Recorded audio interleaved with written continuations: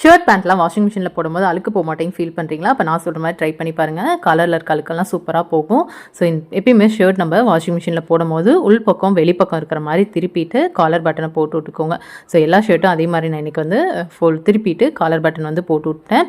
So கொஞ்சம் அழுக்கு அதிகமாக இருக்கிற மாதிரி இருந்தால் லைட்டாக காலரை நிலச்சிட்டு லிக்விட் அந்த இடத்துல தேய்ச்சி விட்டுட்டு அதுக்கப்புறமேட்டு இது எப்பயும் போல் நம்ம திருப்பி காலர் பட்டனை போட்டு விட்டுக்கோங்க. பேண்ட்டும் அதே மாதிரி தான் திருப்பி விட்டு அதுக்கப்புறமேட்டு மிஷினில் போடலாம். இந்த மாதிரி திருப்பும் போது நமக்கு பேக்கெட்டில் ஏதாச்சும் இருக்குதான்னு பார்க்கறதுக்கும் ஈஸியாக இருக்கும்.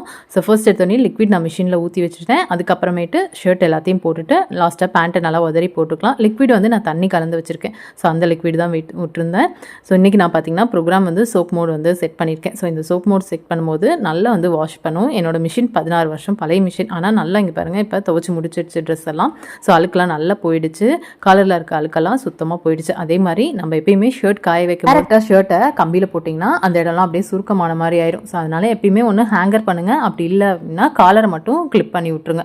ஸோ இந்த மாதிரி யூஸ் பண்ணுங்கள். அதே மாதிரி ஷர்ட் எப்பயுமே நிலையில் தான் காய போடணும். லிக்விட் நான் எப்பயுமே துவைக்கிறதுக்கு எப்படி யூஸ் பண்ணுவேன்னா ஒரு எம்டி பாட்டிலில் 1/4 பாட்டில் வந்து இந்த ஏதோ ஒரு லிக்விட் வந்து எடுத்துக்கலாம். அதில் கம்ஃபர்ட் வந்து உங்ககிட்ட பாட்டிலில் நீங்கள் வச்சுருந்தீங்கன்னா ஒரு மூடி கம்ஃபர்ட் ஊற்றிக்கோங்க. நான் இன்றைக்கி 2 விதமான கம்ஃபர்ட் வந்து யூஸ் பண்ணியிருக்கேன். அதோட ஒரு பாட்டில் ஃபுல்லாக தண்ணி கலந்து மிக்ஸ் பண்ணி யூஸ் பண்ணுவேன். ட்ரை பண்ணி பாருங்கள்.